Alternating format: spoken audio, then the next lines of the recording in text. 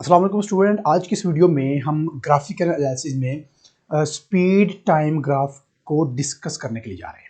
चलो स्टूडेंट, बात करते हैं ग्राफिकल एनालिसिस में स्पीड टाइम ग्राफ को।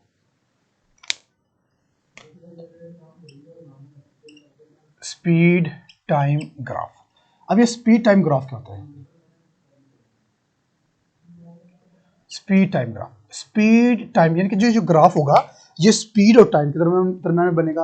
स्पीड और टाइम मतलब speed divide by time is equal to acceleration. तो ये ग्राफ हमें एक्सेलरेशन के बारे में बताएगा। तो चलिए बात करते हैं। सबसे पहले हमारा जो ग्राफ है स्पीड टाइम है। इससे प्रीवियस लेक्चर में हमने डिस्टेंस टाइम ग्राफ पढ़ा था और अब हम पढ़ रहे हैं स्पीड टाइम ग्राफ। पहला हमारे पास ग्राफ है object moving with constant speed. ठीक हो गया? Object moving with constant speed के एक ऑब्जेक्ट हमारा वो कांस्टेंट स्पीड से मूव कर रहा है, तो उसका ग्राफ किस तरह का बनेगा? देखिए ग्राफ हमारे पास अगेन होगा, हमारे पास एक तो टाइम होगा और दूसरी तरफ हमारे पास v यानी कि वेलोसिटी हो जाएगी, मीटर स्पीड हो जाएगी मीटर पर सेकंड। ठीक है, इसको लेबल कर लेते हैं जी 0, 2, 4, 6, 8 और 10 सेकंड। टाइम हमारे पास सेकंड में है और वेलोसिटी हमारे पास है जी, कर लेते हैं जी 5 मीटर पर सेकंड है जी। यहाँ पर जी 10 मीटर पर सेकंड है, 15 मीटर पर सेकंड है, 20 मीटर पर सेकंड है और 25 मीटर पर सेकंड है। ठीक हो गया? अच्छा, वो कह रहे जी कांस्टेंट स्पीड। तो कांस्टेंट का मतलब क्या होगा? कांस्टेंट का मतलब क्या होगा? Not change. नॉट चेंज यानी कि जो चेंज ना हो उसको हम कांस्टेंट कहते हैं ना। तो उसमें वो कह रहा है कि जो गाड़ी की स्पीड है वो कांस्टेंट है, मतलब स्पीड चेंज नहीं हो रही। फॉर एग्जांपल एक गाड़ी मोटरवे पर मूव कर रही है, मोटरवे पर जा रही है, तो अगर वो जा रही है जी 100 की स्पीड पर, 100 की स्पीड पर गाड़ी जा रही है और आप टाइम साथ नोट कर रहे हैं जी 10 मिनट गुजर चुके हैं और अभी तक गाड़ी जो है वो 100 की स्पीड पर जा रही है। 20 मिनट गुजर चुके हैं, गाड़ी की स्पीड 100 है। 30 मिनट गुजर चुके हैं, 1 घंटा गुजर चुका है, 2 घंटे गुजर चुके हैं, लेकिन गाड़ी की स्पीड 100 ही है। तो इसका मतलब ये है कि टाइम पास हो रहा है लेकिन स्पीड क्या है? फिक्स है। स्पीड क्या है? कांस्टेंट है। स्पीड चेंज नहीं हो रही। टाइम पास हो रहा है लेकिन स्पीड चेंज नहीं हो रही। तो इसमें टाइम पास हो रहा है, अगर टाइम गुजर रहा है तो इसमें जो ये हम ऑलरेडी डिस्कस कर चुके हैं कि अगर हमारा टाइम गुजर रहा हो, टाइम पास हो रहा है तो हमारा जो ग्राफ की लाइन होती है वो इस तरह से आती है। अगर वेलोसिटी या स्पीड बढ़ रही है तो हमारा ग्राफ लाइन इस तरह की आती है। अगर दोनों चीजें एट अ टाइम बढ़ रही हो, चेंज हो रही है, तो हमारे पास जो लाइन होती है वो इस तरह से आती है, इंक्लाइंड। ठीक है, तो ये ग्राफ में वो कह रहा है जी कि object moving with constant speed, मतलब स्पीड कांस्टेंट है लेकिन टाइम बढ़ रहा है, क्योंकि टाइम तो वैसे भी इंडिपेंडेंट है, वो तो बढ़ेगा ही, वो तो चलेगा ही। तो वो कह रहा है जी गाड़ी कांस्टेंट स्पीड से मूव कर रही है। अब अगर सपोज करें गाड़ी की स्पीड है जी 10 मीटर पर सेकंड, सपोज करते हैं अगर गाड़ी की स्पीड 10 मीटर पर सेकंड है तो ये हमारे पास ग्राफ बनेगा इस तरह से, स्ट्रेट लाइन। ठीक है, ये है स्ट्रेट लाइन और स्ट्रेट लाइन में ये बताएगी कि हमारी जो गाड़ी की स्पीड है 2 सेकंड गुजरने के बाद भी 10 है, 4 सेकंड गुजरने के बाद भी 10 है, 6 सेकंड गुजरने के बाद भी 10 है, 8, 10, 12 सेकंड गुजरने के बाद भी गाड़ी की स्पीड 10 ही है। गाड़ी की स्पीड चेंज नहीं होती, मतलब गाड़ी की स्पीड कांस्टेंट है। इसमें एक चीज याद रखें, हम कहते हैं जी लाइन पैरेलल, स्ट्रेट लाइन हम जो कहते हैं स्ट्रेट लाइन। इसमें लाइन स्ट्रेट है जो हमारे पास आई है, तो स्ट्रेट लाइन जो है, स्ट्रेट लाइन ये पैरेलल है किसके? Parallel to time axis, time axis, और या फिर पैरेलल टू टाइम एक्सिस, या फिर हम कहते हैं पैरेलल टू हॉरिजॉन्टल, हॉरिजॉन्टल। ठीक है, हम ये दो टर्म यूज करते हैं, या तो हम कहते हैं टाइम एक्सिस के पैरेलल है या फिर हम कहते हैं पैरेलल टू हॉरिजॉन्टल लाइन। तो जो स्ट्रेट लाइन होती है इन स्पीड टाइम ग्राफ, साथ में ये है इन speed time graph, speed time graph में जो स्ट्रेट लाइन होती है लेकिन वो लाइन पैरेलल होगी टाइम एक्सिस के, वो हमें बताएगी कि ऑब्जेक्ट हमारा कांस्टेंट स्पीड से मूव कर रहा है। ये बात समझा? अगेन मैं रिपीट कर देता हूं, in speed time graph straight line parallel to time axis या फिर parallel to horizontal line tells us object moving with constant speed. ठीक है, ये आपसे एमसीक्यू में पूछा जाएगा और क्वेश्चन कुछ यूं हो सकता है कि straight line parallel, straight line in speed time graph parallel to time axis tells us about what. तो आपने बताना है कि स्पीड टाइम ग्राफ में स्ट्रेट लाइन जो पैरेलल होती है टाइम एक्सिस के या फिर हॉरिजॉन्टल के, वो हमें बताती है कि ऑब्जेक्ट हमारा कांस्टेंट स्पीड से मूव कर रहा है। याद रखना है स्पीड टाइम ग्राफ है, डिस्टेंस टाइम ग्राफ नहीं है, इस चीज को आपने गौर से देखना है। दूसरी चीज जो हमारे पास दूसरा ग्राफ आ रहा है, वो दूसरे ग्राफ में बता रहा है कि जो ऑब्जेक्ट है वो हमारा कांस्टेंट स्पीड से मूव नहीं कर रहा बल्कि वेरिएबल स्पीड से मूव कर रहा है। ऑब्जेक्ट मूविंग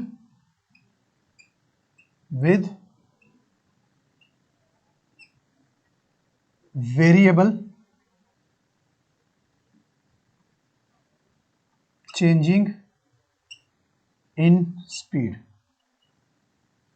ठीक है, कि एक ऑब्जेक्ट है वो वेरिएबल चेंजिंग इन स्पीड से मूव कर रही है, उसकी जो स्पीड है वो चेंज हो रही है, वो वेरिएबल हो रही है, वेरिएबल चेंज है, स्पीड कांस्टेंट नहीं है। पहले कांस्टेंट दिया, वो कह रहा है कि स्पीड चेंज हो रही है, वेरिएबल है। तो इसमें हमारे पास जो ऑब्जेक्ट है वो किस तरह का नजर आएगा, लेकिन ये देख लें वेरिएबल यूनिफॉर्म, वेरिएबल यूनिफॉर्मली, इसमें टर्म है वेरिएबल यूनिफॉर्म यूं कह लेते चले, क्योंकि इसमें हमारे पास कह रहा है ये variable uniform changing, uniform changing with uniform changing with uniform changing in speed. Uniform change हो रहा है, अगर यूनिफॉर्म चेंज हो रहा है इसका मतलब चेंज आ रहा है हमारे पास वो इक्वल आ रहा है, यानी कि जो स्पीड चेंज हो रही है वो इक्वल इंटरवल ऑफ टाइम के साथ चेंज हो रही है। ठीक है, और एक चीज याद रहे, अगर चेंज आ रही है ना तो इसका मतलब है कि उसमें एक्सेलरेशन है, इसमें एक्सेलरेशन है। अगर चेंज है तो एक्सेलरेशन है, अगर चेंज ना हो तो एक्सेलरेशन नहीं होता। ये कैसे होता है ये हम लास्ट में डिस्कस कर लेंगे। अच्छा, एक्सेलरेशन से मूव कर रही है और जो चेंज आ रहा है वो यूनिफॉर्म आ रहा है, इसका जो हमारे पास ग्राफ होगा। अब देखिए बात को अंडरस्टैंड करें, यूनिफॉर्म चेंज इन स्पीड है। यूनिफॉर्म चेंज इन स्पीड का मतलब है कि स्पीड चेंज हो रही है इक्वल इंटरवल ऑफ टाइम में, इक्वल स्पीड चेंज हो रही है, ऐसी है, यानी कि स्पीड भी बढ़ रही है, टाइम भी बढ़ रहा है।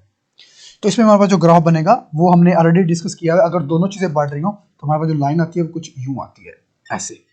ठीक है, इस तरफ टाइम आएगा 0 2 4 6 8 10 12। ठीक हो गया, और इसमें हमारे पास आ जाएगा जी 5 10 15 20 25 और 30। ठीक हो गया, एक सब हमारे पास टाइम है, दूसरा हमारे पास स्पीड है। अब इसमें ग्राफ बनाते हैं तो 2 सेकंड में हमारे पास चेंज आ रहा है, वो 5 मीटर का आ रहा है, इसको चलो थोड़ा सा ऊपर नीचे हो जाता है। और जो 10 मीटर पे आ रहा है वो हमारे पास आ रहा है 4 सेकंड, फिर 15 पे हमारे पास जो आ रहा है 6 सेकंड, 20 मीटर पर सेकंड जो स्पीड है वो 8 सेकंड, फिर जो 25 मीटर पर सेकंड वो आ रही है जी 10 सेकंड, और जो 30 सेकंड 30 मीटर पर सेकंड हमारे पास आ रही है वो आ रही है 12 सेकंड के बाद। ठीक हो गया, इसमें देखें अगर हमने, क्योंकि ये चेंज इन स्पीड है तो ये हमें एक्सेलरेशन देगा, किसी भी पॉइंट पर हम निकाल सकते हैं हमारा एक्सेलरेशन कितना है। हम कहते हैं जी मैंने इस पॉइंट पर निकालना जी, एक्सेलरेशन बताया कितना है, तो एक्सेलरेशन हमें निकालना है। देखें एक्सेलरेशन हमारे पास क्या होता है जी, एक्सेलरेशन हमारे पास होता है जी V F minus V I divide by time. V F हमारे पास क्या है 5, क्योंकि स्टार्ट यहां से हो रहा है। वी एफ हमारे पास है 5 माइनस वी आई हमारे पास है 0, टाइम हमारे पास है 2। ठीक है, तो ये हमारे पास आ जाएगा 2.5, और ये प्लस में आ रहा है एक्सेलरेशन, इसका मतलब एक्सेलरेशन हमारा बढ़ रहा है। ठीक है, अच्छा अब कहते हैं जी हमने मालूम करना जी, चले हमें इस पर निकाल कर दें, इस पॉइंट पर। इस पर निकालने के लिए अगेन वही एक्सेलरेशन का फार्मूला होगा, A is equal to V F minus V I divide by time. तो वी एफ हमारे पास कितना है, वी एफ हमारे पास यही है 25, वी आई कितना है, वी आई स्टार्ट इसने कहाँ से लिया है, स्टार्ट से लिया जी 0 से, तो माइनस 0 डिवाइड बाय ये है, तो टाइम कितना है 10, तो 25 डिवाइड बाई 10 ये आ जाएगा 2.5। अगेन हमारे पास आंसर सेम आ रहा है और पॉजिटिव आ रहा है, इसका मतलब एक्सेलरेशन बढ़ रहा है। अगर हम कोई भी और पॉइंट सेलेक्ट कर लेंगे तो आंसर हमारा 2.5 ही आएगा। आंसर सेम आ रहा है तो इसका मतलब ये बता रहा है कि जो चेंज इन स्पीड आ रहा है वो यूनिफॉर्म है, क्योंकि एक्सेलरेशन भी यूनिफॉर्म आ रहा है, इसका मतलब स्पीड का चेंजिंग भी यूनिफॉर्म है। नेक्स्ट हमारे पास जो ग्राफ है, नेक्स्ट ग्राफ हमें कह रहा है जी distance travelled by a moving object, distance travelled by moving object. ठीक है, distance travelled by moving object, एक मूविंग ऑब्जेक्ट डिस्टेंस कितना कवर करता है, कैसे करता है। देखिए इसके लिए जो हमारे पास ग्राफ होता है ना, वो टाइम और वी, जितना जितना इसका अगर हमने डिस्टेंस निकालो ना तो हम इसका जो हमारे पास शेप बनती है हम उसका टोटल एरिया निकालते हैं। फॉर एग्जांपल हम क्या देते हैं जी, जरा गौर कीजिएगा, गाड़ी जीरो से स्टार्ट हुई, गाड़ी का एक्सेलरेशन बढ़ रहा है बढ़ रहा है बढ़ रहा है, यहाँ आकर गाड़ी का एक्सेलरेशन कांस्टेंट हो गया, वेलोसिटी मतलब कांस्टेंट हो गई, यहाँ पर पहुंचकर अपने घर पहुंचा, अब ब्रेक लगेगी और उसके डीएक्सेलरेशन होता जाएगा और वो जीरो पर स्टॉप हो जाएगा। ठीक हो गया।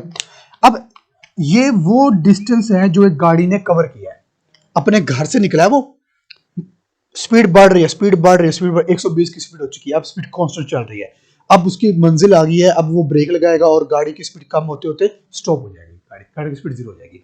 अब वो कह रहा है कि जितना डिस्टेंस गाड़ी ने कवर किया बताएं वो कितना है। तो इसके लिए हमारे पास है कि हम इसको ना डिसोल्व, इस शेप को हम डिसोल्व कर देते हैं इसके पार्ट्स में, इस तरह से। अगर आप गौर करें तो हमारे पास दो तरह के ट्राइंगल बन रही हैं और एक तकरीबन हमारे पास रेक्टेंगुलर या स्क्वायर बन रहा है। एक हमारे पास ट्राइंगल इसको कहते हैं T1 है, ये हमारे पास ट्राइंगल T2 है और ये हमारे पास स्क्वायर है, स्क्वायर फॉर्म है। ये रेक्टेंगुलर भी हो सकता है, स्क्वायर भी हो सकता है, डिपेंड अपॉन गाड़ी मूव आगे कितना कर रही है। तो हम क्या करेंगे, दोनों ट्राइंगल्स का एरिया निकालेंगे और स्क्वायर का एरिया निकालेंगे, सबको ऐड कर देंगे। तो हम कहेंगे टोटल डिस्टेंस जो होगा हमारे पास, या फिर इसको यूं कहते हैं क्योंकि हमने एक्चुअल में डिस्टेंस मेजर करना है, मेजर कि कितना गाड़ी ने कवर किया है, तो डिस्टेंस, तो इस वाले केस में डिस्टेंस का फॉर्मूला हमारे पास आ जाएगा टोटल एरिया। टोटल एरिया में क्या क्या है, टोटल एरिया में हमारे पास है जी area of T1 plus area of T2 और प्लस एरिया ऑफ स्क्वायर। ठीक है, ये हमारे पास तीनों एरिया आ गए। तीनों एरियाज को हम ऐड करेंगे, तीनों का एरिया निकालेंगे, ऐड करेंगे और उसमें हम और हमारे पास आएगा टोटल डिस्टेंस जितना कि एक गाड़ी कवर करेगी। ठीक हो गया। तो ये थे हमारे आज के टॉपिक जिसके अंदर हमने डिस्कस किया जी स्पीड टाइम ग्राफ को, जिसमें हमने तीन तरह के ग्राफ बनाए। एक बनाया जी object moving with constant speed, फिर बनाया जी object moving with variable changing speed, और तीसरा बनाया जी distance travelled by an moving object. Clear? I hope कि आपको इसकी क्लियरेंस हुई होगी। अगर फिर भी आपको क्यूरी हो तो आप पोर्टल से पूछ सकते हैं।